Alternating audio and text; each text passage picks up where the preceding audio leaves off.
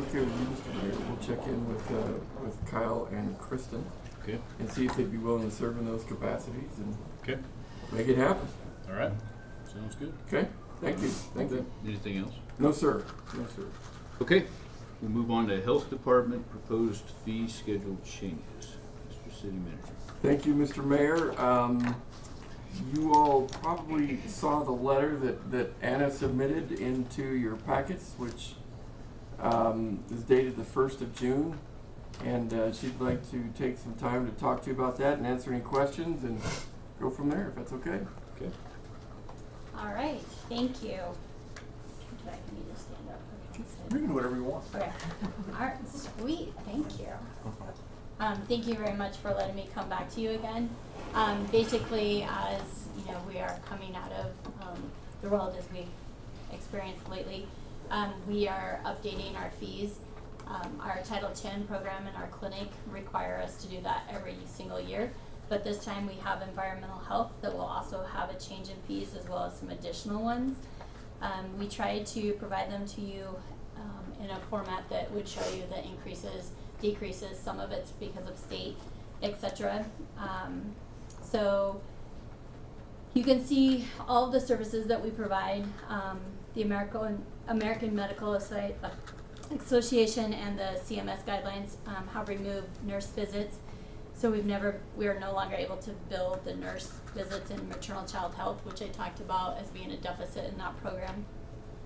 But we're adjusting by seeing the patients by a provider, and so we'll break even at approximately $246,000.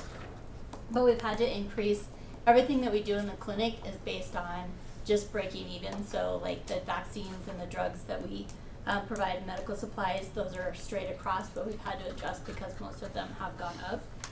Some real notable ones are birth control, particularly the long-acting reproductive control, the LARCs, have gone up to $800. Those used to be provided to us for free. They're no longer that way. We have a sliding fee schedule that does take people down all the way to zero balance if we need to. And then the environmental health fees, I did provide just kind of a guidance like what other counties are doing. But the ones that are in the red on the environmental health, those are actually new fees that we'll have to have a public hearing for based on state statute.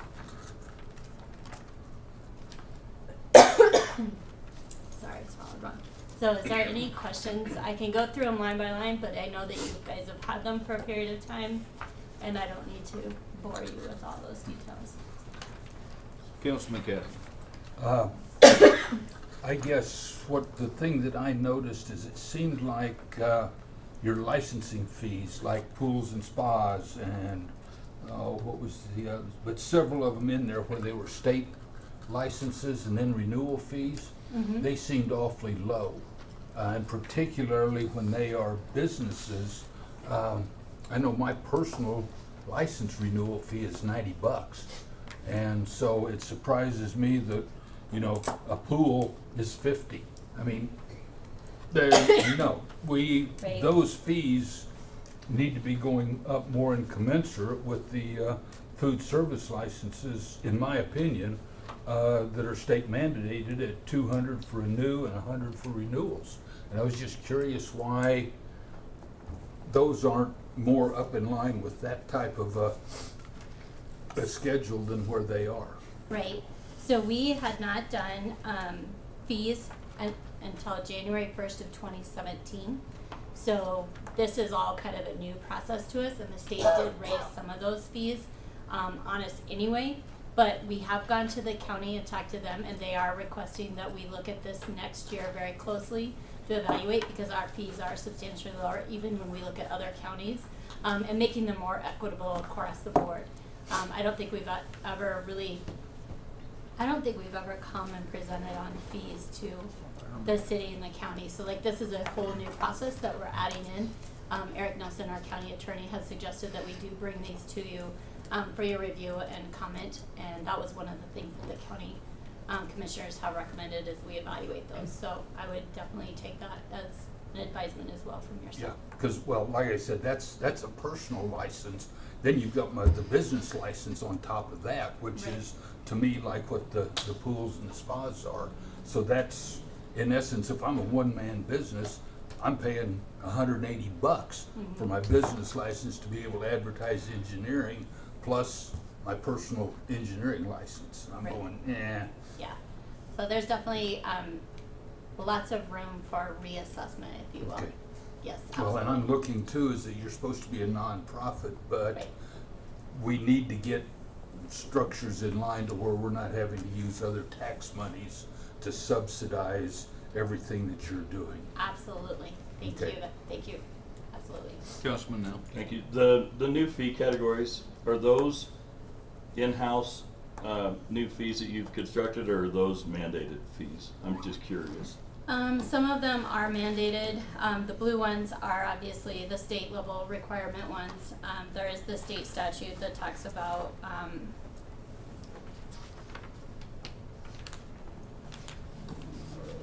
not finding it right now. And part of the reason I'm asking is because I'm assuming these are unfunded mandates, and that's why we're having to create fees for them. Yes. Okay, that was really Yes. the gist of my Yeah. question. Absolutely. Thank you. Long, yes.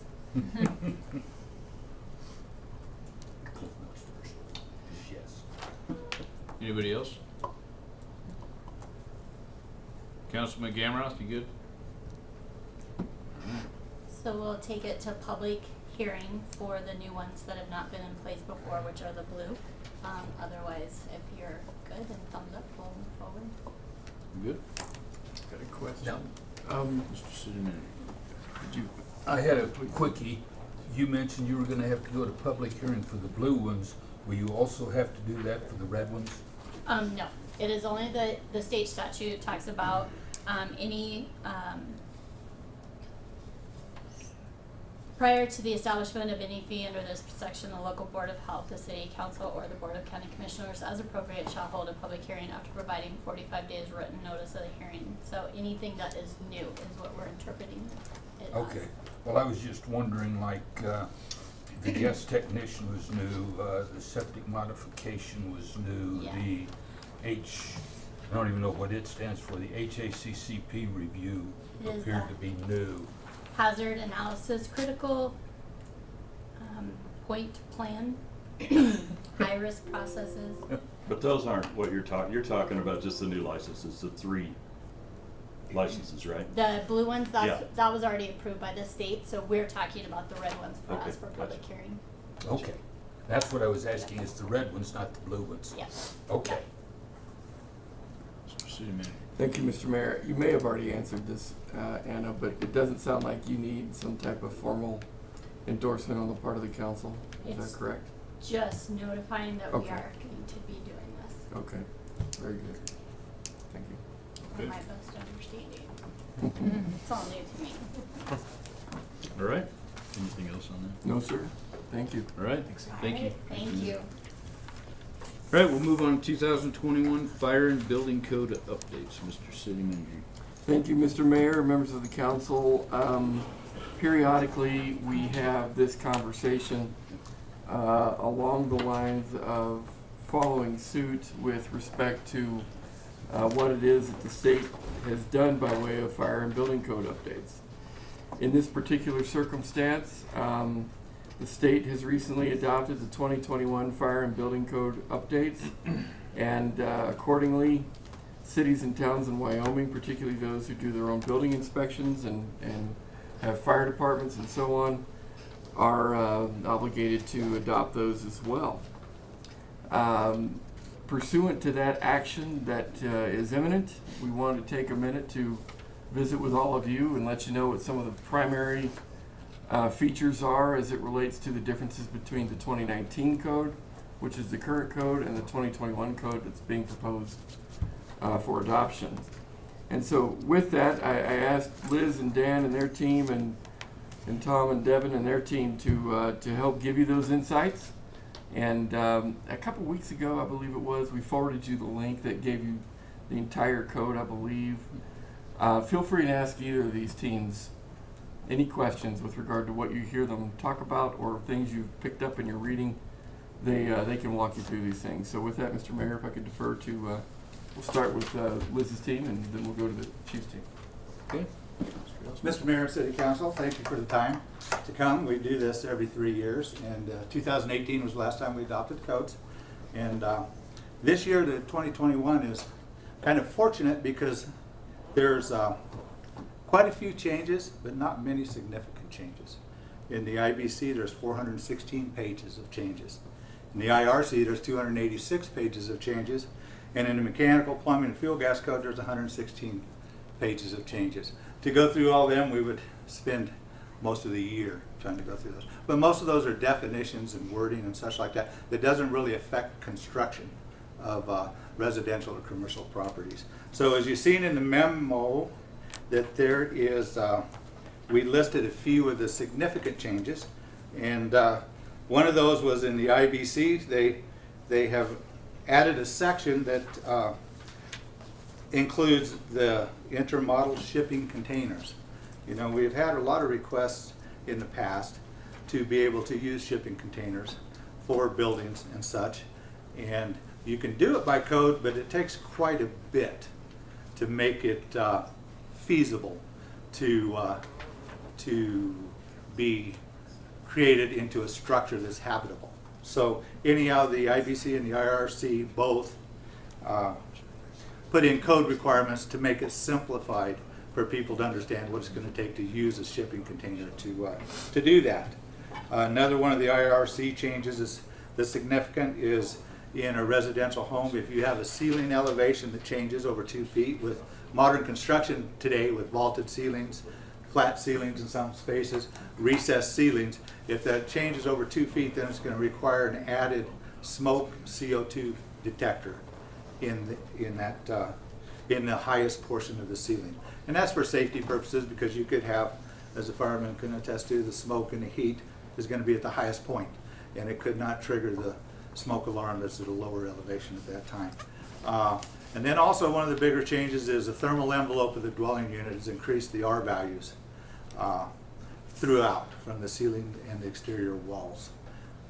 Then also the electrical boxes located in exterior walls are required to be sealed, versus before they did not require that. And then also in the IRC, the weather stripping is required on attic and crawl space accesses, entries. And the mechanical, plumbing, and fuel gas code did not have that many significant changes that warranted having to discuss. So on that, the Contractors Licensing Board has voted to recommend adoption, and I do have copies of a letter that could be handed out. I'll start with Councilman Nail. Thank you. And if you pass them down. Recommending adoption of the 21 I codes, and in their entirety, with our current city ordinances staying as written. So, if there's any questions? What are the new R values for the ceilings and the walls? Okay, in exterior walls, they went from an R19 to an R20 if continuous.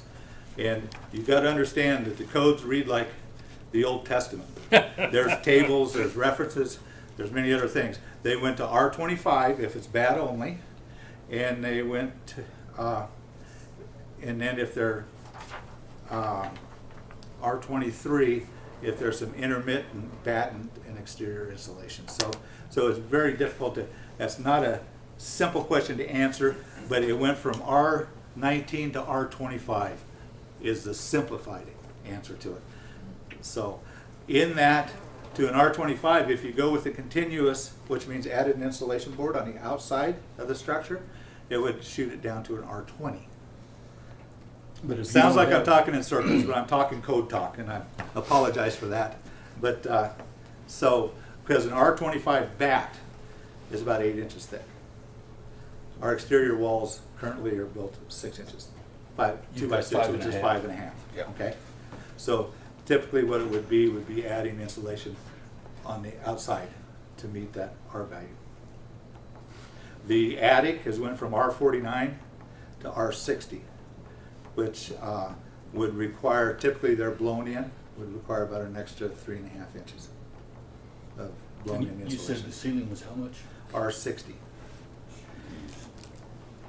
At the WCBO conference that we had here in Casper this year, they said that the federal government got involved with the energy code, and this is part of the Green New Deal.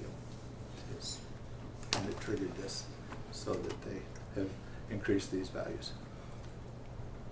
As a follow-up, I know last year I was asking about the electrical part of it, and basically we had no authority to take out any parts. Do we have any authority to do anything with these values? We cannot adopt a code that's less stringent than what the state adopts. So that is... Well, I knew like on railings, you know, if I build new, I've got to have the 4 inches, but the old is still the 6 inches if they were in. correct. If that was the code at the time they were built, yes. Right. Yes. And that's what I was curious about, is basically that was grandfathered in, so to speak. Correct. And that's why, so if I put an addition on next week, I'm gonna have to have the R20 in my wall, plus then more insulation on the outside of the OSB. After the code's adopted. We're making it so people can't afford houses. Understand. We're not doing anything. We, as government, are making it so people can't afford houses. We, as a building department, will look at the cheapest alternative that we can have for contractors that still meets the intention of the code. And in that, we're gonna have to review this pretty diligently to do so. Well, if they use spray foam, they can get there real easy. Yes, if you use spray foam, which costs about $1 a square foot per inch to use the spray foam. Correct. Yes. But it's still cheaper than putting OSB on the outside of your house. Yes. Or you're still gonna have to put the OSB on for wind bracing, at least on the corners. Is there any other questions for Mr. Elston? All right, thank you. Thank you. Hi, I'm Devin Garvin with the Fire Department. Thank you for allowing us to speak tonight. So some of the significant changes to the International Fire Code, and there's, like Mr. Elson said, there's a lot of information or changes in verbiage. And this isn't real significant, but I'm just giving you an example. There's a section that talks about emergency drills and when they're required, and it used to say employees are required to participate in the emergency drills. It now says staff, and that is to encompass, sometimes organizations have, such as nursing homes, may have volunteers that assist at the nursing homes. So they want to make sure that they encompass everybody that's involved in those drills. So there's a lot of that stuff in the fire code with changes. Some of the most significant ones are requirement of low frequency alarms, like in hotels, motels, and studies have shown that those actually awaken people better that are elderly, have hearing impairments, or also are children. A new chapter that's been added in regards to the storage of distilled spirits and wines, and it gets into the specifics on if the alcohol content is over 16% or if it's under 16%, and certain requirements there. Yep. I'm sorry. You get a question? Yeah. We have a distiller Oh, I in the know. room, that's why I was chuckling.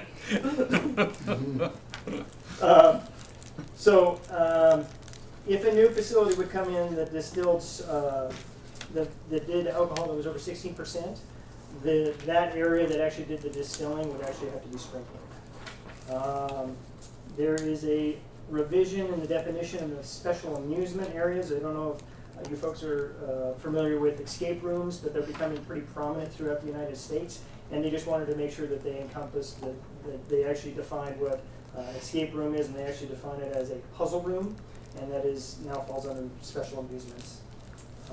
And then the big one that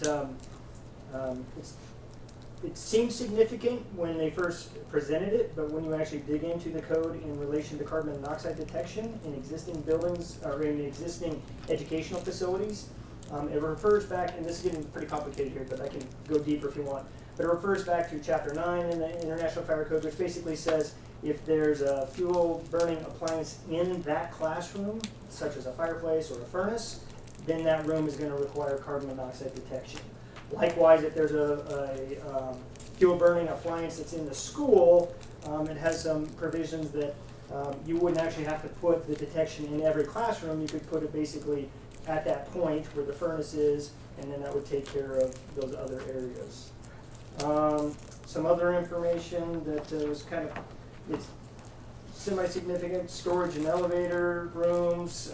They actually have defined requirements for clothes dryer fires. Those are very common, and to help mitigate some of those. And then some penetration and voids in construction, and that's about it on the significant stuff. Our book too for significant changes, pretty thick. We could spend a lot of time going over everything there, but those are the ones that we really pinpoint. Any questions that I can answer? Councilman McCaskey. So I'm now referring to that last point about the CO detectors. Yeah. And that is in existing classrooms. Existing, So- yes. Chapter. So if you had a chem lab or physics lab or general science lab that has Bunsen burners in them, you would then have to go in and install this type of a thing. Yes, that would be considered a solid fuel, or not solid fuel, but a device that produces carbon monoxide. So, Okay. like Kelly Walsh, they already have some gas detection systems in there. You know, the new Kelly Walsh, those facilities. So you would have to take a look at what they're actually doing with it. And yeah, there's potential for that. I'm thinking back 50 years ago where it Oh, was yeah. a black slab and a Bunsen burner. And Sure. Yeah, well, that was like when I was a kid. yeah, there you go. But anyhow, that's what I was curious about, because there are still a lot of older schools, not only here but throughout the country. Yeah, and there's some provisions in there that potentially just a battery-powered carbon monoxide detector would work in the classroom. Oh, okay. Based on when that building was built and the code it was actually built under. Okay. So it's not saying that you're going to have to bring it all up to Wire it all in and yeah, okay. Yeah, and there are some provisions in there. There's some exceptions. Okay. Thank you. You bet. Anything else? Any other questions? Okay. Thank you. Okay, thank you. Do you have anything else on that? I do not. Thank you. Okay, we're going to jump forward to scooter business. Mr. City Manager. Thank you, Mr. Mayor. As we discussed last week, we have recently learned that a new company would like to come to town, wherein they provide electric scooters around the community for people to hop on and swipe their card and motorize around the community.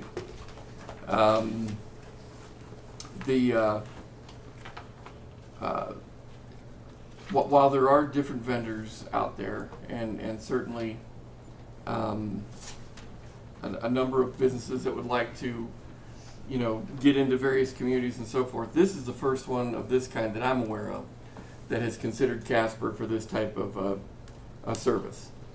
And so the proprietor, whom we have on the screen here, is about to visit with us, has suggested that their business model includes working through a relationship with the host community, even though the community is not required or obliged or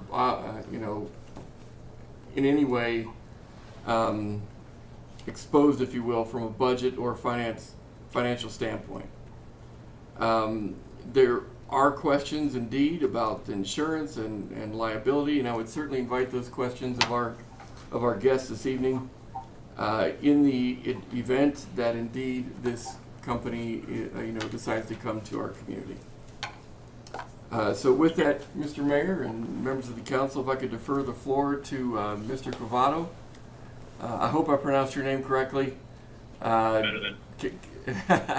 Council will certainly have questions for you once you introduce yourself and the idea. Absolutely. Thank you very much. Good evening, members of council, Mr. Mayor, city staff. Appreciate you allowing me the time to speak here this evening. For clarity, I am not the proprietor of Bird Scooters. I'm the territory manager for the central and northwest regions. The company itself is a multi-billion-dollar company present in about 200 cities globally. We do have a presence in Wyoming. We are active in Evanston, Wyoming currently, and should be launching in Rock Springs within the next probably week or so. I believe Casper is very well suited to our service, and hopefully you feel the same following our conversation here this evening. For those unfamiliar, our scooters are very similar to some of the bike share systems you might have seen in other communities. Individuals will download a mobile application onto their smartphone, see one of our scooters within the community, either via the map functionality or simply in passing. They will scan the scooter to unlock it, take it where they need to go, usually somewhere around 10 to 15 minutes away, before hitting a button on their phone to end their run. Somebody else will come along to do the exact same thing. Given the geography and the structure of Casper, I think there is a lot of opportunity to implement an additional transportation option that individuals can utilize to navigate the city, whether they are a resident or a visitor. This is an efficient, low cost, and frankly quite fun option that individuals can select that is accessible to a very broad range of the population. What I mean by that is our electric scooters can still be used if somebody is an individual with joint problems, for example. If you are wearing high heels and a summer dress, certainly a lot easier to get on an electric scooter than a bicycle. It does show considerably more utilization than a lot of the other systems that you might see out there. We currently have an active fleet of slightly over 200,000 scooters globally, and hopefully we can implement a small one within Casper as well. That will serve for both the residents and visitors who do come to the city. I know that there are some specific concerns around liability and indemnification. I did supply an MOU to the city earlier. I believe Mr. Henley, the city attorney, has had a chance to take a look at it. There is some included indemnification language within there. Further to that, we would add the city as an additional insured on our general liability policy. So even in the event of a claim, it would be our policy that triggered regardless. In general, there does not tend to be significant numbers of such issues, no more so than you would expect for any kind of right-of-way service. Having said that, I'm more than happy to go into some of the details and some of the data around that. I do have a presentation here, but rather than do something so dry that I think will cause some eyes to glaze over, I'd rather address the specific questions of the council and city staff here if there is anything that's pressing. Councilman now. Thanks, sir. I appreciate your service. I have it on my phone. My wife and I have used it in many cities. So do I think it would go here? Yes, our season's going to be very limited because of weather, as I'm sure you're aware. But my biggest question would be more for the captain who happens to be here tonight, or chief, is, I mean, our downtown roadways, I'm sure you've been here and looked at it, right? There's no room for a scooter on our streets. So at least in the downtown area, there's not. If you have two vehicles coming both ways on 2nd Street down by Lou Talbert's, you're not going to get scooters in there. So what does that do for sidewalk usage and things like that, which I would think are not appropriate? So how do we navigate those on some of our really thin streets, I guess, safety-wise? And additionally, John, I read the MOU, Mr. Henley, excuse me, and are we truly indemnified when we partner with them in the event of an unlikely accident, say down in that particular area where there's really not room for a scooter to get through, and I can see them forcing their way through there. So I'm just more worried about the liability issue of it, and is there enough room for these really to negotiate in some of our downtown areas, which is mainly where these will be, I'm assuming. And then lastly, can you get a DUI on a scooter? Because I can guarantee you people coming out of them bars are going to jump on them. I do it. I've seen people do it. I've seen people do it. So those are my 3 questions. And forgive me for putting the questions back this way, but I think that's where they have to go. So. As your non-lawyer lawyer, right. Stop shoveling. So I don't know who wants to take up those 3 questions, and I can re-ask them if you would like. We can start with Captain Schultz. Okay. So the first question would be, Captain, do we have enough room on our streets for these? Because I'm assuming sidewalk use is illegal. If they have a scooter or a bike on the street, they have to operate as if they were a motor vehicle. And then if you start operating those on the sidewalk, especially downtown, there's ordinances against skateboarding and scooters on the sidewalks downtown. So that has to be changed, if that's gonna happen. If they're operating on the street, like I said, they have to operate under the law of a vehicle. They have to stop lights, stop signs, turn signals, whole 9 yards. And then again, if you're talking about accidents, you can only take each accident by face value from that accident or that crash. So you can't automatically assume they're all going to be this type of accident or that type of accident, because you have problems with people crossing the street downtown outside of crosswalks, and that's an issue that has to be addressed by the citizen or the pedestrian crossing the street outside of somewhere other than a designated crosswalk, which is crime. So those are all things that have to be looked at that time for that specific one. But there is an ordinance downtown for skateboarding and scooters that addresses that. That has to be looked at, put together, and then you guys have to decide whether that's going to go or not. Mr. Mayor, we may need to repeat some of that. I think Councilman Gamroff is having a hard time hearing some of that information. Unless you're good, Councilman. It is hard to hear for people that aren't at the table, I am realizing. Okay.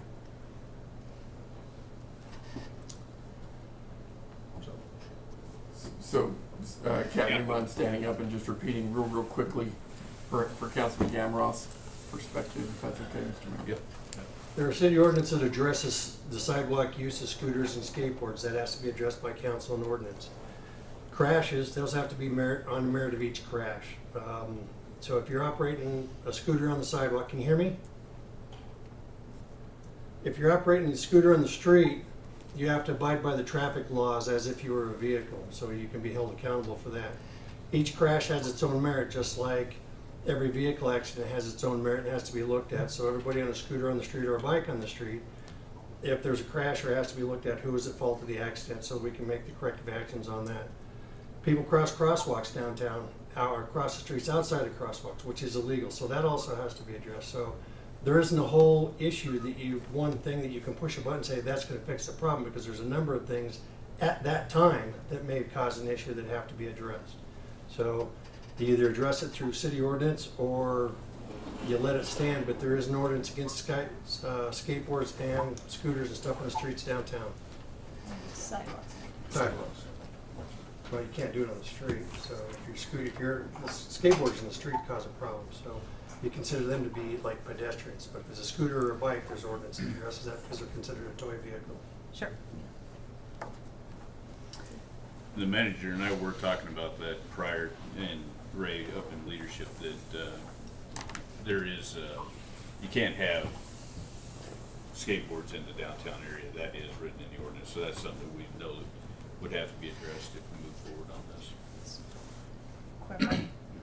Then, so in order to say we want to pursue this MOU, are there ordinances that have to be changed, or is the structure as is workable for scooters in the street, which is, I think, typical how people are allowed to ride these in many other communities?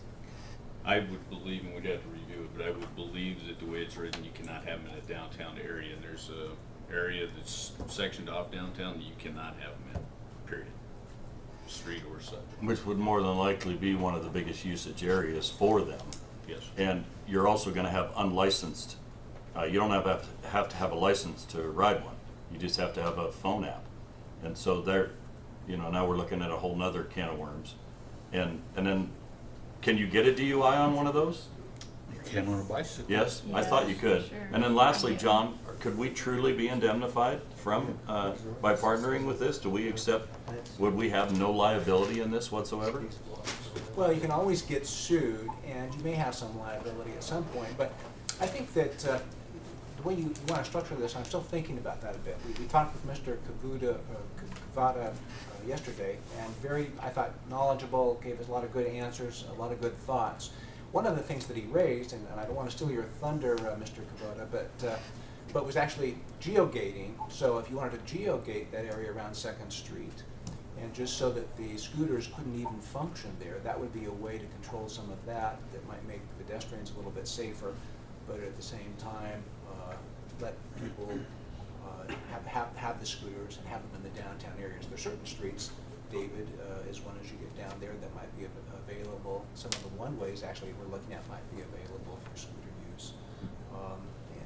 So you could look at those type of things. So I think there's a lot of option in that regard. What's interesting here, though, is that these are dockless vehicles. So you jump on one, you go to the coffee shop down the street, you jump off, and you leave it there. So there are some ordinances that I think probably need to be in place. So where you park these, how you're going to park them, they've got to be standing up. You can't have them parked in handicap places. You can't have them parked in front of somebody's driveway, on somebody's driveway, unless you have permission of the owner of the driveway.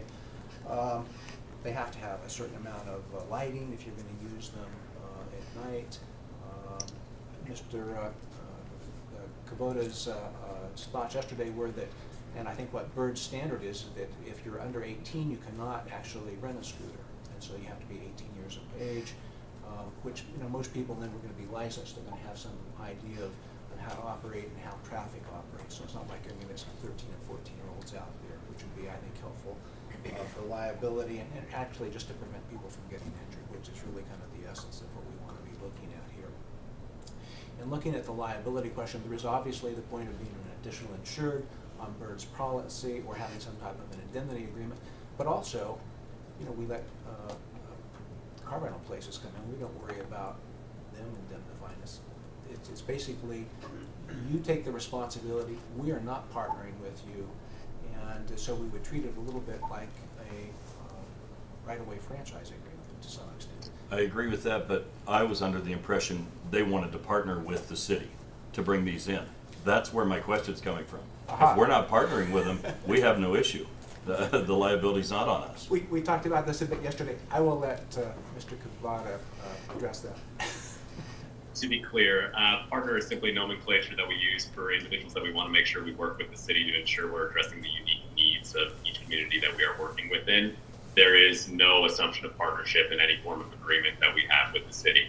I believe you asked a number of other questions. Mr. Henley, if you have no objection, would be all right if I provide some additional information around that to the council member? That'd be great. Thank you. If it's okay with you, Mr. Cook. Yep.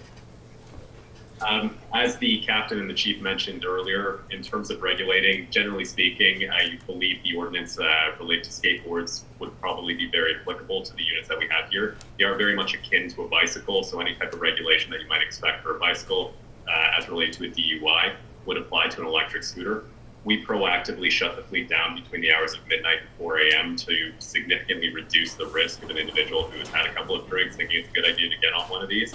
It really prevents. It's something we think is probably a safe option. In terms of sidewalk usage, as Mr. Henley indicated earlier, we do have some very sophisticated geofencing capabilities. Every single scooter is equipped with a device known as an IoT device. It's something similar to a GPS unit connected to a cellular phone. That allows us to control where and at what speed the scooters operate at. We automatically speed cap the scooters at 15 miles per hour, which is about what your average amateur bicyclist travels at. We can further reduce that within particular areas that are indicated through the mobile application to our riders. That can include the downtown area if you would like. What I would advise to the council and city staff is you kind of walk a bit of a fine line when you engage in that and simultaneously prevent sidewalk usage. If you reduce, for example, down to 6 or 8 miles per hour, which is going to be like a brisk walk or a light jog, you might be actually encouraging people to take them on the sidewalk where they feel safer, whereas 12 miles per hour might be a little bit more comfortable for somebody to use on the road.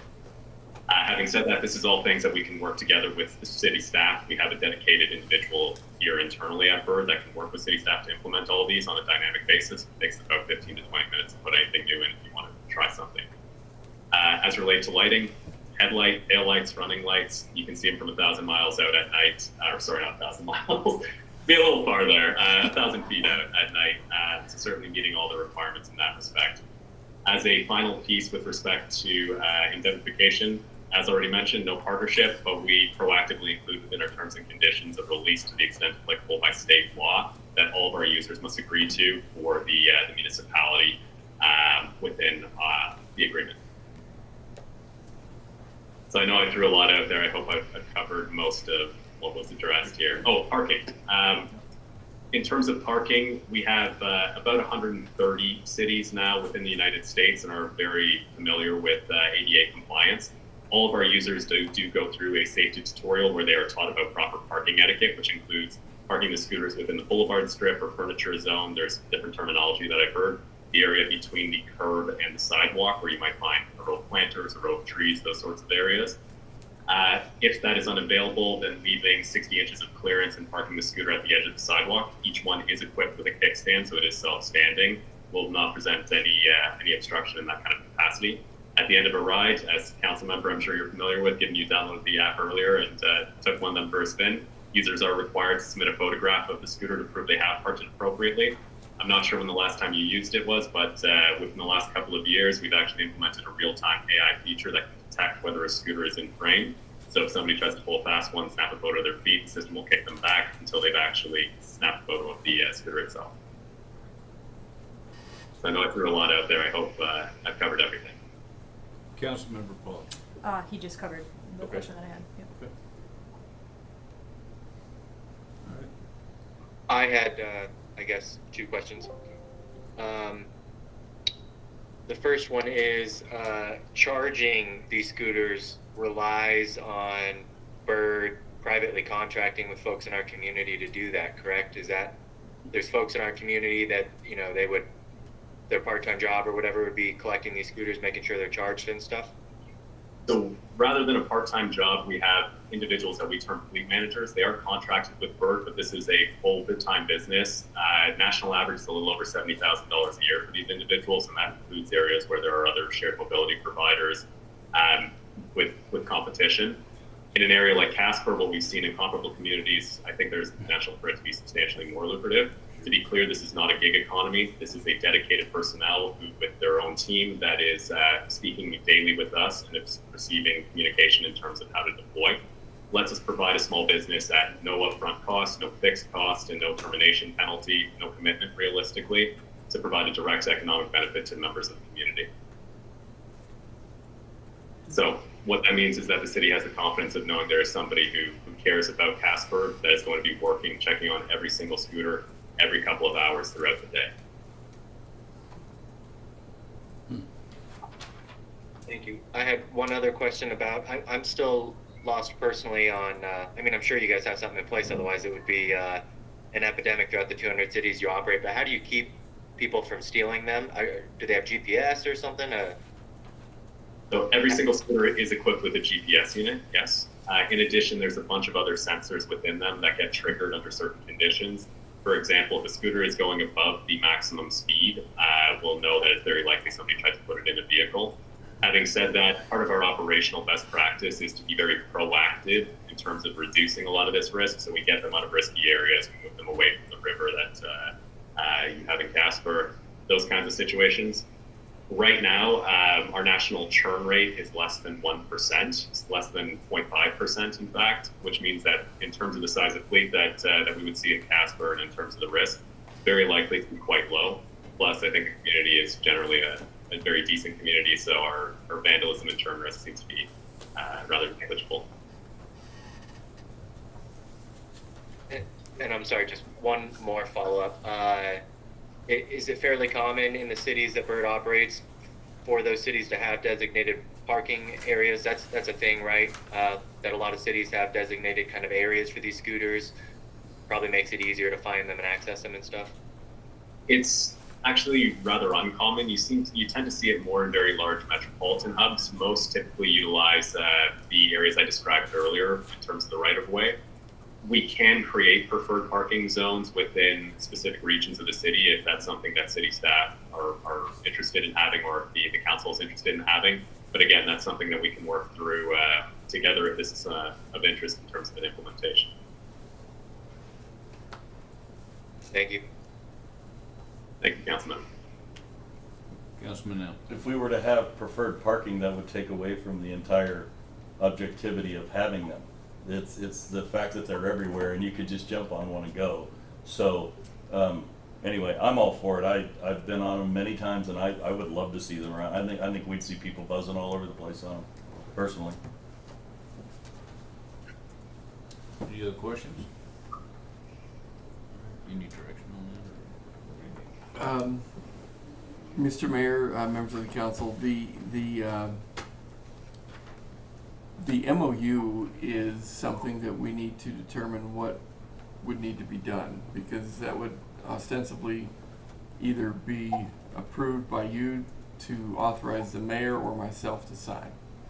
And so I guess the question I would have is if you're comfortable with this as an idea, we could work on preparing that MOU and bringing it forward for all of you to consider on a formal basis in order to get this moving. Carter, at the same time that we do that, though, could we look into our downtown area as far as what ordinances on the books for that would affect this? And maybe we can address that at the same time when you bring the MOU forward. I'd be happy to. Yes, sir. Am I to assume time is of the essence? I'm assuming, considering we're into summer and our window is getting smaller every day. I'm happy to work on the city schedule, but certainly we want to take advantage of the nice weather as quickly as possible. Okay, thumbs up. Thank you. All right, thank Will you. do. Will do. Thank you very much. Appreciate you taking the time. Thank you. today. Thank We you. appreciate it. Thank you for your interest. Okay, we'll move back to contractor licensing. Mr. City Manager. Thank you, Mr. Mayor. Members of the council, the council asked that an opportunity for this topic be brought forward so that indeed you could ask questions as to how it works, what it's about, and some of the nuances with respect to its operation. In that regard, I've asked Liz and her team to give you a brief primer on what this is all about, what this program is like, and we'd be happy to respond to questions thereafter, if that's all right. Okay. Again, Mr. Mayor and City Council, I appreciate the time to come forward. I'm going to hand out, this is a simplified flow chart. If you could pass that around, I'd appreciate it. And in that, it has a couple of the applications that, they're license applications for a trade license and a general contractor's license. And also on this simplified flow chart, it shows the procedure to receive a City of Casper general contractor or a trade license. The City of Casper has a contractor's licensing board, which is comprised of 7 members, and myself as the secretary of the board. And that's according to the International Building Code. And we meet on the 3rd Thursday of each month to review license applications as part of the agenda. In the information, you'll see that a Class 1 general contractor requires 8 years experience, a Class 2 6 years, and a Class 3 4 years experience in the construction industry. If an applicant has the experience and equivalent testing approved by the board, they will receive a letter stating that and be able to request a license. And to get that license, they would supply the proper insurance coverage and such, and the license would be issued once they paid the fee. The board may request more information or documentation of experience if necessary prior to approval, and that's common in the case. So, and the applicant may have the experience, but he may not have the license. And the board may approve for that applicant to test. And then the applicant can take a City of Casper test at no cost. And if passed, he can request and receive the license. We do that at no cost because we encourage licensing. Because licensing means a licensed contractor is going to request permits, and in that he's going to request inspections. And that is what we would like to have. So an applicant may not have enough experience for the license applied for, and he may receive approval for a lesser license, such as many times a contractor or a person may request a Class 1 or 2 license, but he doesn't have that experience. So he will be denied that application, but in the same motion be approved for a lesser license for, say, a Class 3 that doesn't require as much as experience. And that saves them time, since we meet once a month, to where they do not have to wait another 2 months before they know whether they're going to be able to get their license. Experience for the trade licenses is as follows. The HVAC plumbing masters, HVAC and plumbing master license requires 9 years experience, 4 years as a journeyman. And you must have a master license to apply for a contractor's license. Electrical licenses are governed by the state of Wyoming, so what we require at the City of Casper is proof of a state license. to receive a City of Casper license. And even though you may have a state electrical license, you do have to get a City of Casper license also to do work in the City of Casper. And you must have a license to request a permit for work. Except for, in these cases, you do not need a license to perform work on your own principal residence, as long as it's not for resale.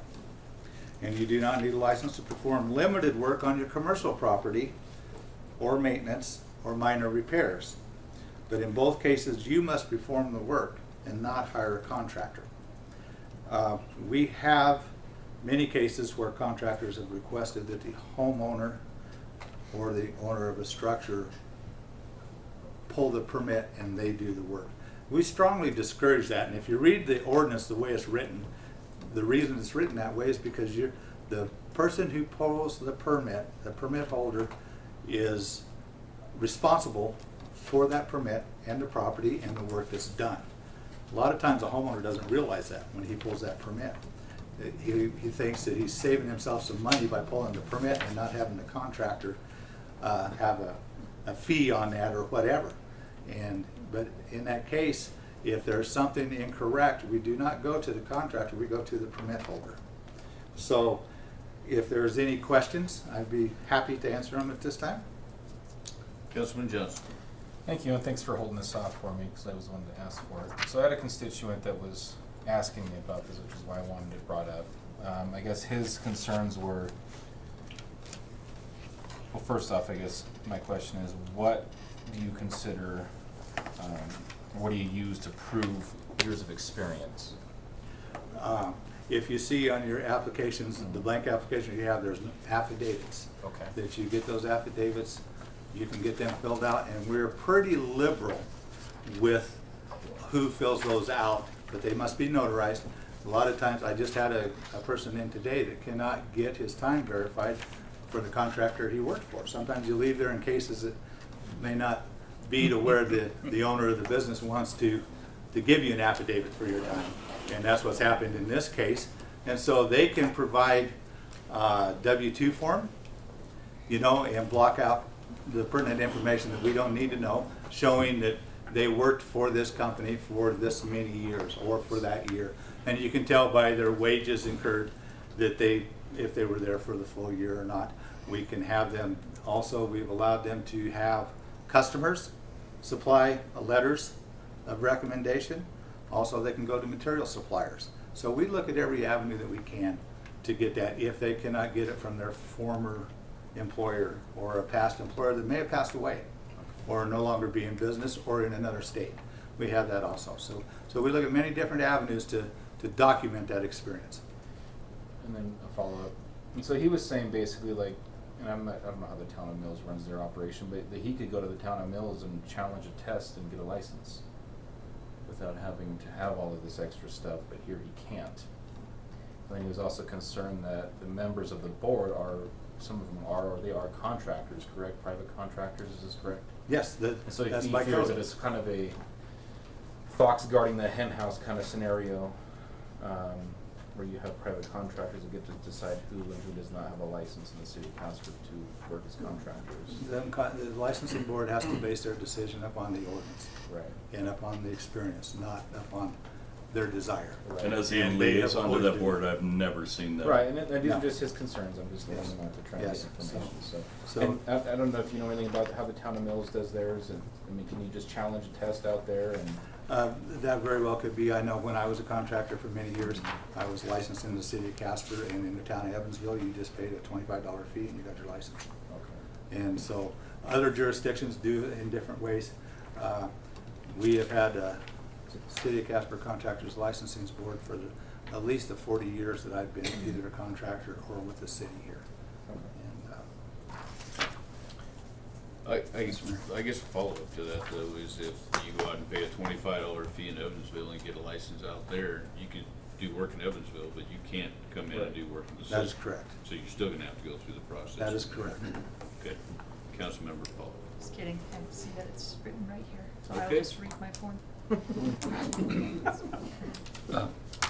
Councilman Casper. Along that same line, that also applies for the county, doesn't it? Or not? The county has their own license, yes. And- Typically, I believe that they accept our license. Do they? Yes. Okay. Yes.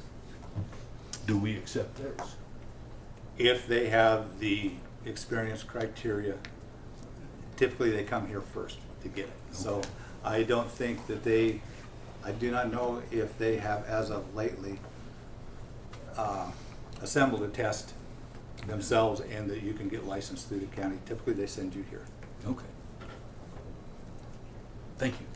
Councilman Nell. Mr. Johnson, you could tell your guy too, and you can tell me if I'm right, Dan, but even though that board is made up of contractors, that's by statute. It has to be that way. That's by the International Building Code. Yeah. Yes. So and it has identified certain members for it has to be, there's an HVAC. Plumber, Yes. electrician, excavator. I'm just trying to think of who ell's on that board, but each one of them are specialty in their field. Right, no, I understand that. I think that Yes. It's just, Yes. So it's totally by code and by city ordinance that we have our licensing board with 7 members on it. those are the questions I Okay, anybody else with any questions? Kyle has become a shadow. There is one question that was on here that wasn't answered. What are the repercussions if someone performs work without a license or permit or outside of their level of licensing? Well, there's several levels of repercussions that you can go to per city ordinance. Typically, if something has not been permitted and we find it, we require that a permit be issued. And many times there might be concealed work that has to be sheetrock taken down, and that happens, and stuff removed so that we can see it after the permit has been issued to a qualifying party, because it may be a homeowner that's done that and unknowingly, and then do the inspections after they have the permit, and then allow it to continue. So, but there is actually, it is a by city ordinance. I'm trying to remember, but I believe it can be a misdemeanor, and it could be a fine up to $750 for the offense, if I remember correctly, by city have. 6 ordinance months in jail. for unpermitted work. We have not enforced that in my time. We've found alternatives. Misdemeanor. Okay, any other questions? All right, thank you. Big thing is just remembering all these. All right, we'll move on to amendment to the fiscal year 2021 budget. Mr. Sidney. Thank you, Mr. Mayor, members of the council. This particular item is one that you were anticipating. We touched on it very briefly during the budget delivery week, if you will. Mostly to let you know it's coming, and you saw some figures with it. And a lot of it figured into the math that we were working on, and so on. We're getting to the point where this amendment needs to be considered in concert with the passage of your budget next week. And in so doing, we tie out, if you will, the current fiscal year and get ready for the new fiscal year that, you know, hopefully your past budget next week will usher in. There are a few elements of this amendment we wanted you to be aware of. And so one of the things that I think you ought to understand is with respect to our fleet budget. Our fleet budget, as you probably know, is what we call an internal service fund. And you know, the revenue that it takes, for example, that it takes in is basically billed out to our internal customers. And so, you know, ostensibly, theoretically, the more repairs I send my car in, if you will, to the shop, the more our department gets billed for that service. Again, theoretically. The problem that we've had historically is if we don't bill it out, you know, all of our overhead and all of our costs and everything else at the end of the fiscal year, we have to do kind of a true up in order to tie out the fund and balance it and move into the new fiscal year.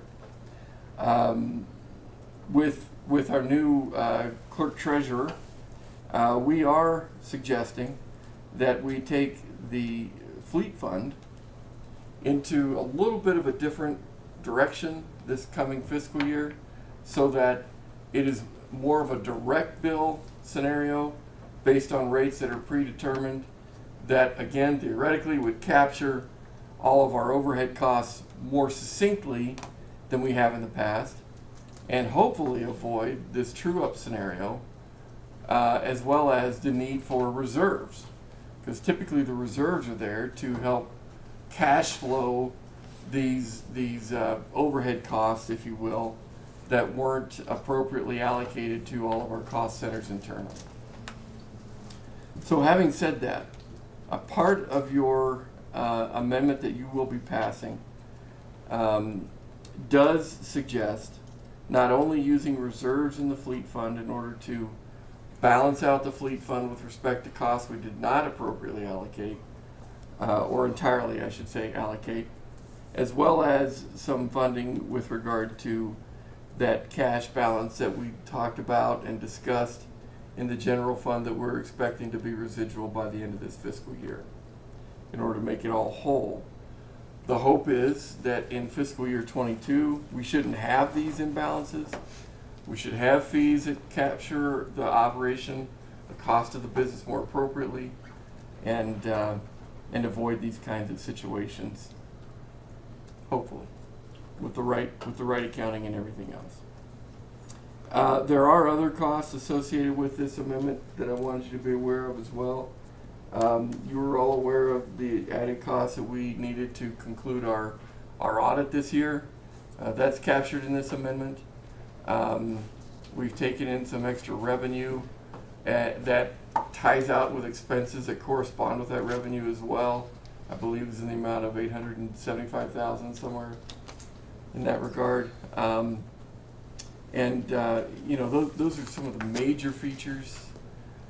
I would, however, like to turn some time over to Jill, if I could, Mr. Mayor, to help wrap up any of that finer detail and probably be positioned to answer more technical questions if you have those. Okay. Thank you, Mr. Manager, Mayor, Council. Thank you for that great introduction. I'm sure as everybody is aware that I wanted to reiterate, budget amendments are not something that's unusual. As we get toward the end of the year, we are looking at where all of our expenses are, where our budget is, where our revenues are. We're looking at these things constantly. And just to make everything kind of finish up and get our budget and our actuals in line, this is something that we would normally do every year. So the net impact of this amendment is $1,295,000. So you'll notice that we are asking for an increase in expenditures of $2.7 million. The difference in those numbers is revenues that are unexpected that we are using to offset those expenses. So did you have anything in particular that you would like to discuss out of the amendment? I got really lost when we were talking about fleet money and how that all flows. So I don't know if I'm still sleepy tonight or if that was just over my head, but if you can re-explain that situation to me. Absolutely. And it's not an easy concept, so yeah, don't maybe feel like you got lost. layman's bring it down. So the best way to look at this is looking at it by the fund in your Okay. detail. Okay. So if you look in the detail, you'll see we had a bulk fuel expense that we did not put in any budget for. So that's that $419,000. Okay. So then we also have some vehicle supplies. So when we did our original budget, we always estimate how much we're going to spend. And of course, if we have more supplies that we need, parts, whatever, then that number is going to be a little bit higher. We need a little bit more money to make that all work. So we're looking at $669,000. So normally, when we do our budget, we take those costs and we would allocate it across all departments. And we do that based on a 3-year average. So we get a percentage, we take the whole budget and we apply it. So when we get to these pieces that are over and above the budgeted amount that we had allocated at the beginning, we don't have a mechanism where we go back and reallocate those. So the fund ends up being in the hole constantly. So that's what's going on with this fund. We've had this issue for the last year. We'll have it again this year, but we're making some strides to true it up. Going forward, we're looking at changing how we actually do that allocation. Instead of allocating it out to the funds, we're going to do it more on an actual basis. So where they're getting charged back to the departments for the actual expenses. So it will hopefully resolve this going forward. Does that make more sense? Yes, and on the bulk fuel line item, is that the cost of the fuel that we hadn't anticipated needing to buy, or is that, like, why was that not originally in the budget, I guess? So historically, how they worked the bulk fuel is they would buy the bulk fuel, and then as they somebody came in and used it, they would just take that revenue and reduce the expense. So it would end up being zero at the end of the year, so you don't need a budget, right? We changed that because GAAP does not allow you to offset your revenue and expense. So now we have a revenue number and we have an expense number, and there was just not a budget put in for that. Got it. Okay, thank you. Mm-hmm. Of course. Councilman Kathy. If I understood right, we're gonna switch the way we charge out our, and I realize the younger members don't understand what a full-service gas station was, but in essence, that's what our fleet is a full-service gas station, because they provide fuel for all the vehicles, and they provide the maintenance for all the vehicles. Right. And so what you're talking about then is assigning the vehicles, and basically if vehicle 458 that belongs to Streets comes in and gets 10 gallons of gas, then Streets will automatically get a bill for that $10 worth of gas. And I would assume then too that you would take the labor and the overhead and all of that and combine all of that and figure out what that cost is and break it down on a cost basis per hour, and then go back to the flat rate manual, so that if your whatever you drive comes in, the XYZ vehicle flat rate manual says oil change is 30 minutes, then you would get billed at that rate, versus the snowplow comes in with a broken rear axle that charges out at 2 days, and that's the way we're going to run then fleet from now on. Mr. Mayor, Councilman Kathy, that is a really good description of our goal here. Okay.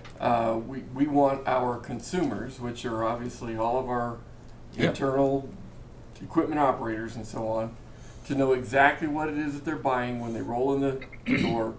If indeed our mechanics find something else that needs to be addressed, they'll know what that cost is. They'll know what they're going to see come forward by way of their budget's getting hit, and accordingly, I would like to see a tighter accounting with regard to the cost of doing business with each of our business entities, whether they're general government or they're enterprise entities, whether it's police or it's the water department, if you will.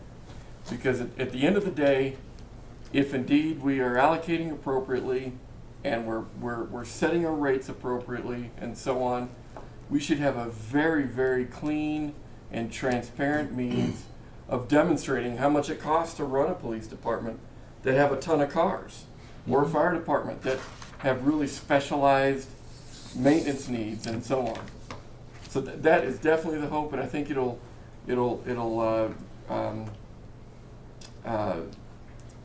in my opinion, it's an easier budgeting exercise, and we don't have to go through these amendment issues as much, and hopefully maybe even not at all, unless we just have costs balloon in an area that we just didn't anticipate. Well, you could have, and as a follow-up to those discussions, with the way gasoline and diesel prices have been fluctuating, I can see that fuel business being a, let's get the dice and roll them out. Yeah. Because I saw oil hit 70 today, so, yeah. Councilmember Pollock.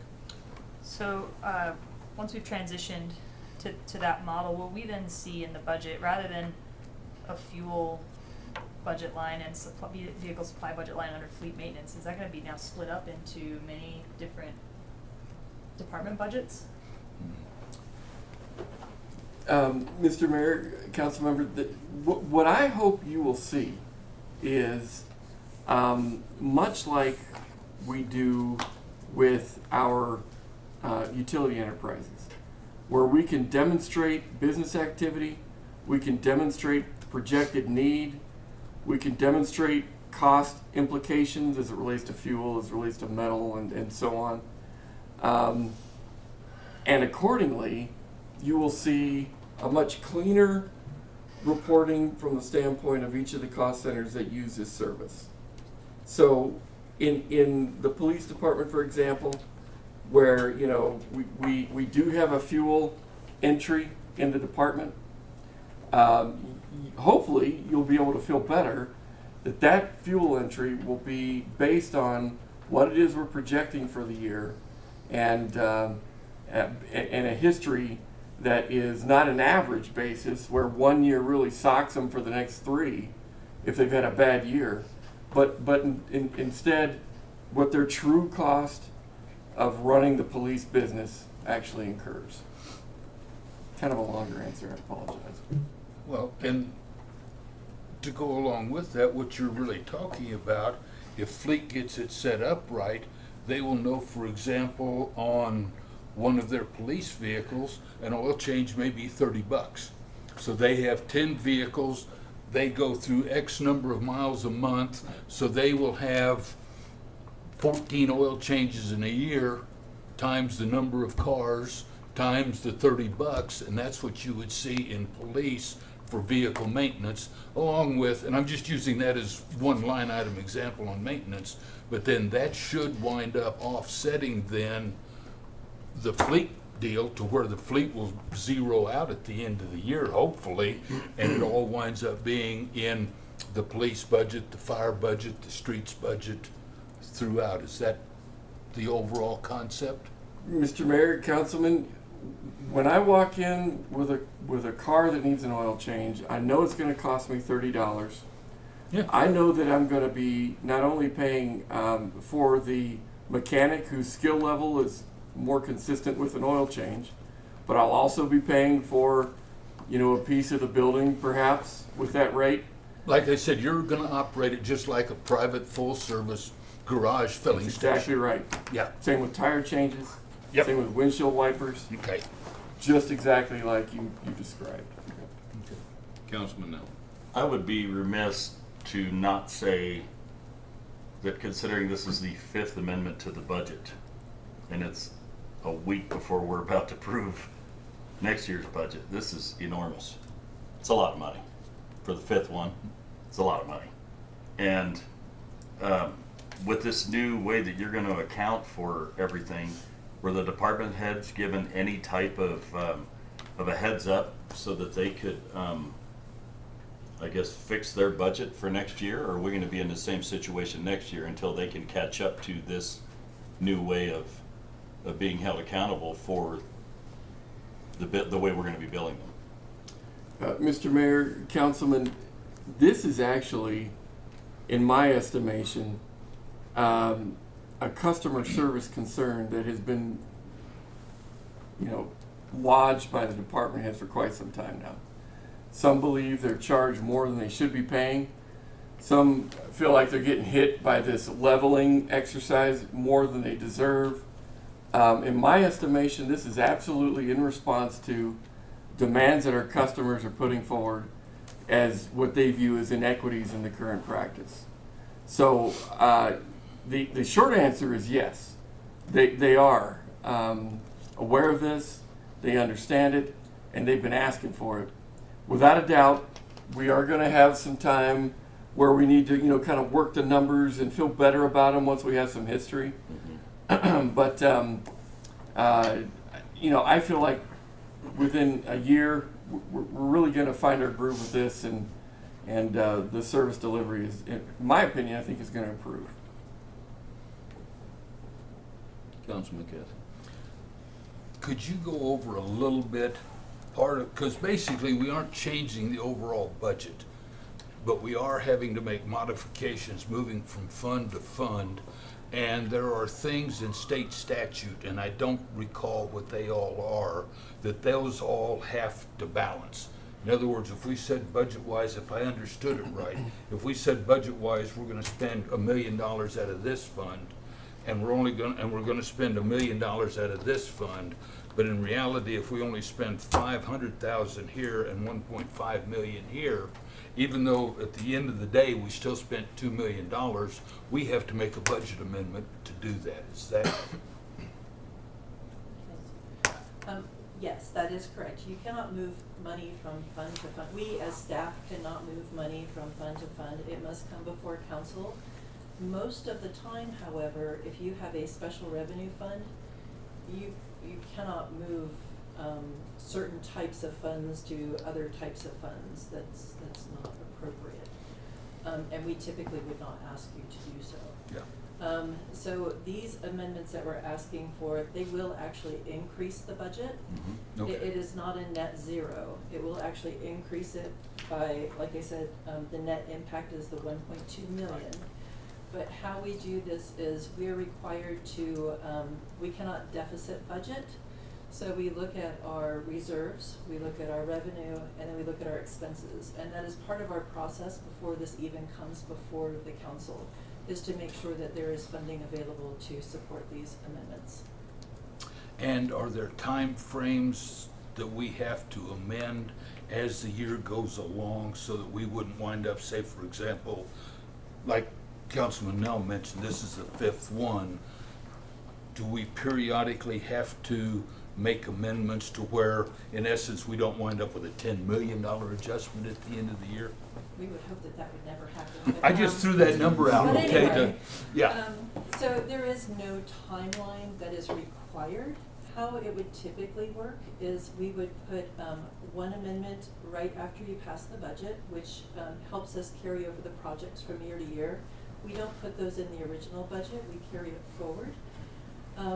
Because it's already been budgeted, we're just moving it. Then we also do one at the end of the year. As we get closer to the end of the year and we know how our year is actually going to end up, we do look at all of the different funds to see where we're at, and if we do need to make some adjustments, those come before you. That's by statute, we cannot exceed our budget or appropriation. So basically, you're going to normally have at least 2 budget amendments regardless of what happens. Yes, sir. 2021 was a pretty exceptional year. There was a lot of change and a lot of different things that happened. So there was actually, this is the 5th one, but the 4th one was dealing with the CARES Act. The 3rd one was dealing with just some of the things we needed to do related to the pandemic. Right. And so, I mean, there was some challenges that we hopefully would not normally have going forward. I was just asking those questions so that it could go on record as to why there were 5, and so that anybody that's listening or the public would understand, God, can't they budget anything? And so It was a challenging year. Yes. But thank you for those questions. Councilman, no. Carter, how much of the 1.2 is coming out of the reserve fund? Jill, do you mind answering that? I'm not, if that's okay, Mr. Mayor. And second part of that, where does that leave us with the reserve fund? Sure. Thank you. So let me kind of talk a little bit about reserve fund. So there isn't one reserve fund, there is a reserve in every fund. So whenever our revenues exceed our expenditures, you have a reserve, and that stays within that fund. It doesn't get moved around. So when we budget, like I said, we take our reserves from the prior year, we do revenue less expense, and that gives us our budget so that we don't deficit budget. So some of these will come out of reserves, some of it will come out of, like, our enterprise funds typically have more revenue than they have expense in the year. So some of that will be excess revenue, some will be reserves, some will be other transfers between funds. Well, and to save you some time, so you don't have to go through all of them, I'm more concerned with the general fund. Okay, thank you. That limits it a little bit. Right. So as we showed you guys when we did the budget presentation for 2022, we did have some excess cash on hand because that's how we're looking at our expenses now. So when we looked at that, we had already anticipated that we would have about $470,000, I think is what it was, as our budget amendment 5. The only thing that we changed for that is we added another $450,000 to shore up our fleet fund. So that will be transferred out of the general fund to do so. We still have excess cash on hand in order to be able to do that. Which, Mr. Mayor, if I could, which means we aren't touching the reserves in the general fund. The reserves in the general fund are kept whole, 100% consistent with your policy of 120 days. Excellent. Thank you. You bet. And thank you, Jill. Of course. Councilman Good. And as a comment, and this goes back to public perception, reserves are what we call reserves are what the general public would call a savings account. And particularly in our enterprise funds, we build those reserves to pay for projects that are anticipated down the line. So that in essence, if we wind up with $10 million in reserves in the water fund, that may have been built up to pay for a large expenditure that we know is coming 3 years from now in the water fund.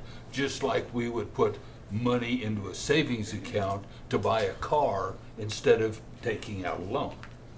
So that's a difference in language, so to speak, that the general public needs to understand as to what we call reserves versus what they call savings accounts. And so that's, I've run into that issue before, is that, oh, you're spending reserves. Well, no, we anticipated that. That was our savings account. So. Okay, any other questions? I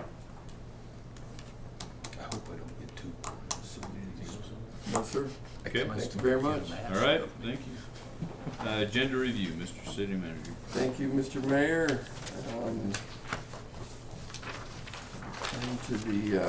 To the agendas coming up here, if I could. As you can see, with regard to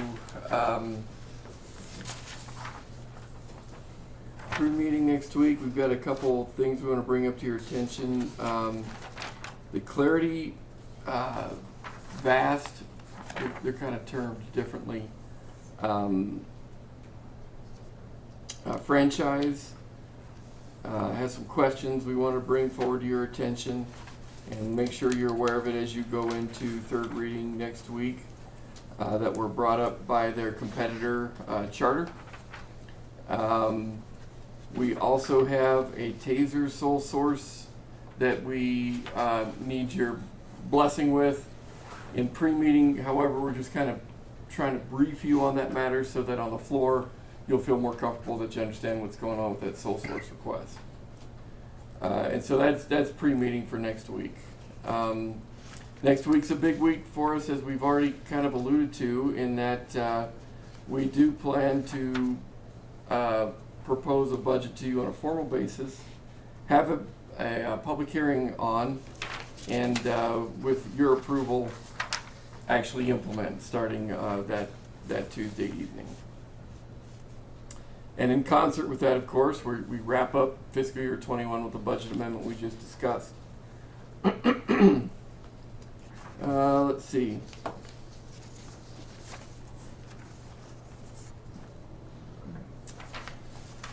As far as other items are concerned, I don't see anything else that looks really that would demand a lot of conversation or whatever. One thing that you should be aware of, you gave us a blessing to move forward on reworking the City Hall facility. We had hoped to do the outdoors portions in one phase and then deal with the indoors portions during the winter, if you will. The out of doors portions came in way higher than we budgeted or anticipated, and so we're actually going to ask you to reject those bids. We received 2, and we're going to repackage that portion of the project with the overall project as one, and see if that doesn't garner more attention and perhaps more competition, if you will, as it relates to those you know, that overall project, if you will. Moving on to June 22, you can see what we have in mind for the work session that evening. The DEA discussion is on tap. The Casper 1 RFP, which is essentially the third-party operator of our EG channel provided through Charter, is being prepared to discuss. The city attorney has some ordinance changes that he believes we need to consider with regard to state statute and a reconciliation with our ordinances. And that should be everything for your final meeting of the month. Although I do believe that is a 5 Tuesday month, if you want to have more discussion. It's what? It's a 5 Tuesday month. It's a 5 Tuesday month, We yeah. don't have a meeting on Tuesday. So you're the only one that shows up on the 5th? Yeah, that's not gonna happen. I'll vote no as well.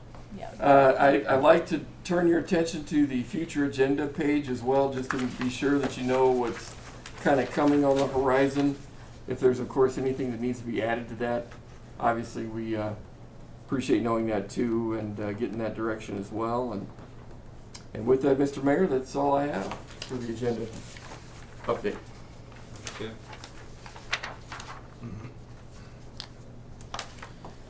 Okay, legislative review.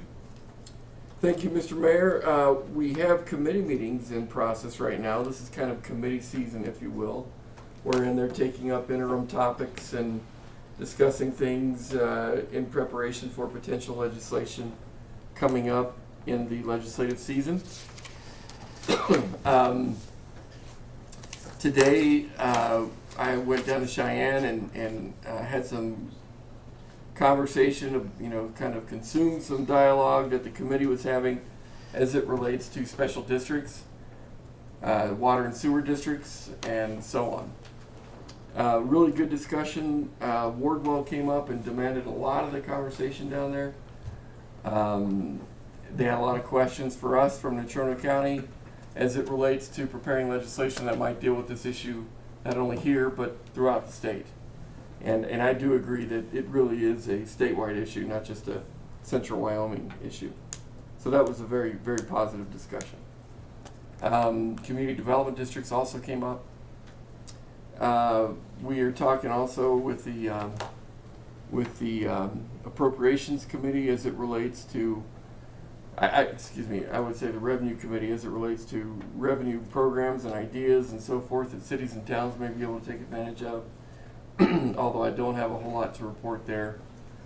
And with that, that's about all I have to report, Mr. Okay. Councilman Gamroth, did you have something?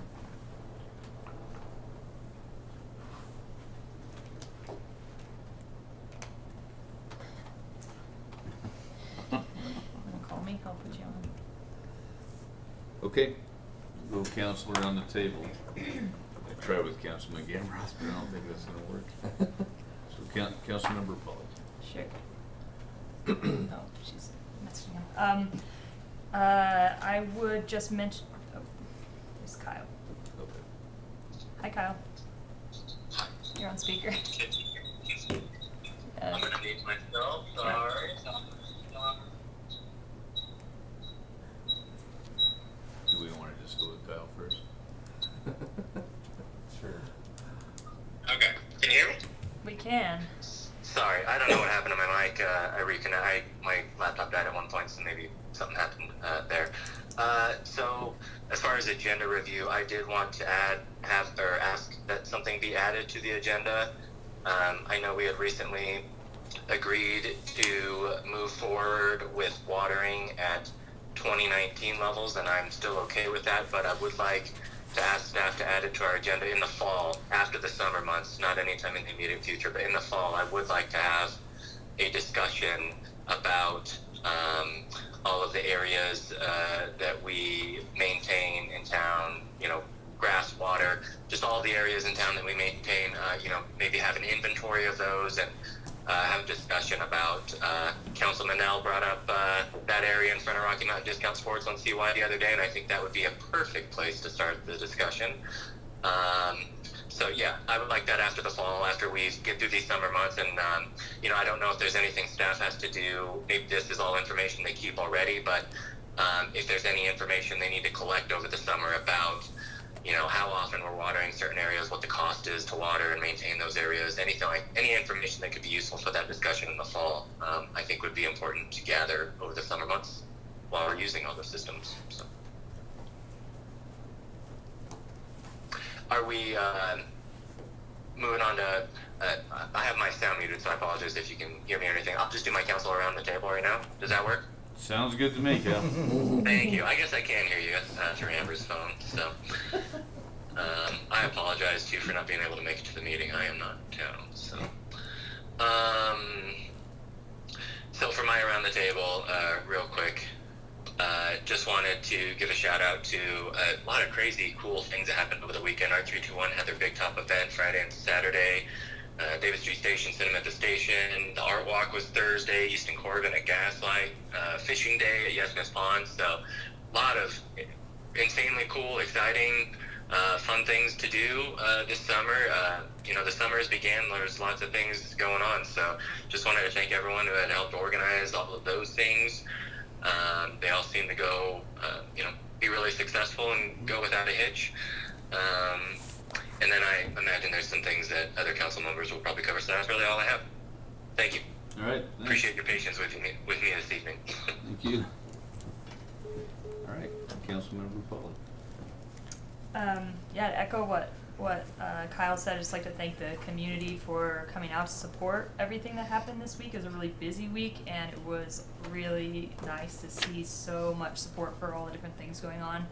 So thanks everybody who made the effort to get out and enjoy some of these events. I really just think it's going to be a great summer here with everything that's going on.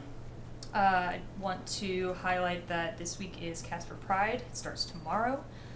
Biggest Pride celebration in Wyoming. Well, biggest in terms of events at least. Hoping to be biggest in terms of attendance. Is moved to David Street Station this year for the main Pride event, and then lots of other events. So you can check those out at CasperPride.com. And would love to see folks attending and checking out any of those events. There's some all ages events, some 18 and over events, some sober events, kind of something for everyone. So get on and check it out. All right, Councilman Casper. You want me to talk about the rodeo, or you want to do it? Well, I'll just fill in whatever you don't talk about. Okay. I didn't want to necessarily steal your thunder, but No, I got the thunder to give, so go ahead. Basically, rodeo starts with Bulls, Broncs, and Breakaway comes Sunday with 2 performances, then Slack Monday and Tuesday, and Tuesday night starts the performances. We are roughly 20% ahead of 19's ticket sales, so it looks like this is going to be a very good year for the rodeo. Let's everybody get out, really support it. I know season ticket sales are up, individual show sales are up, so if you want to go, don't wait till the last minute. And they are in town getting set up, and dirt went in yesterday. So. Councilman Nell. Thanks, sir. Just one thing. I've got some concerns about and I'm going to meet with you after the meeting that we talked about earlier, Carter, but I think this needs to be said publicly. We're having some code enforcement issues. And I'll give you a perfect example. Only the folks in Ward 1, which I believe was Amber, myself, and Kristen, received a letter from a man who lives next door to an Airbnb where they have this tremendously bright light that literally shines in his house right across his bed at night. It's just lighting up the whole neighborhood. He complained all the way back in March, and nothing has still been done. He was told by code enforcement just a couple days ago that she's only one person and that's all there is right now, and she's got a million other things to do. But this has been festering since March, and I think this is what creates a lot of pain and angst amongst our constituents when it takes us 4 months to just address a light shining in somebody's window. So, Carter, I'll get with you tonight. I did promise him I would bring it up tonight and that I would talk to you and give him some direction tomorrow. But somehow, I think we've got to get better at taking care of our people when it comes to things like this. 4 months is too much. I just don't think it's fair. And so, I told him I'd bring it up. I did, and that's all I have this evening. Thank you. Councilman Johnson. Nothing tonight. Nothing else? All right, well, Here comes the thunder. on the CNFR, Council Appreciation Night, I believe, is Thursday night, correct? Should be Thursday. I Yeah. believe it's Thursday night. So we'll get that all squared away with everybody. Basically, They that's can- Government Appreciation Night. It will Yep. be council members and Commissioners. commissioners, yes. Is it times and? Yeah, I have them if you want them. Is it the CNFR mixer? What's that? It's a good, it's kind of a goodbye to, No, Oh, no, that's not what we're talking So about. many. That's Monday. no. So, Oh, not this Thursday, next Thursday is, Okay. I thought it was That's this- the I thought it rodeo. was this next Thursday. Thursday No. during CNFR is Government Appreciation Night. What you're talking about is a visit Casper on Monday evening. Is going away for Roger Walters, Commissioner of NYRA. This is his last year, and so they're doing a get together at Visit Casper. So, yep, it'll be a very busy week. Ticket sales are like awesome. I think they're gonna blow the record out this year. So, Friday night I went to the CAP fundraiser for the Children's Advocacy Project. They did a fundraiser over there that was very well attended. Saturday night I was at Casper College 75th celebration for 75 years. They had 25 new alumni that they brought in. that's, The governor attended and spoke very highly of the last year and the way that Casper handled things here, and which he publicly said that this was a good example, or very, very good example, and he uses Casper as an example on how things were handled. So I appreciated those words from him. And then last night I attended the World War II Memorial Celebration with Medal of Honor recipient Ryan Pitts, and that guy, that was a very moving speech. That's a guy that named off about 50 people that are all didn't make it home, and it was very, very moving speech, and he had some very good things to say. You don't even have enough time to talk about what he had to say. There was a guy from World War II that is another gentleman that they had on Zoom last night, and he gave an awesome speech. That guy knew. It was like he could relive every moment from when he was in Pearl Harbor and in the middle of that. Technology today with him, he was talking to the camera and couldn't understand where all the questions were coming from, but it was quite a comical time, but nonetheless it was a very good event. So I think that's all I've got for today. So unless we have anything else, we'll be adjourned. hey, Thank you, everybody. Thank you. If See you, Colin. we did get an email, I didn't get it, but Brooke emailed me the other day and said, hey, your name's on the list. Are you coming? I'm like, what the hell are you talking about? that's, So, okay, kind of. That's good. They have yeah. event center, Yeah. and normally every year they have that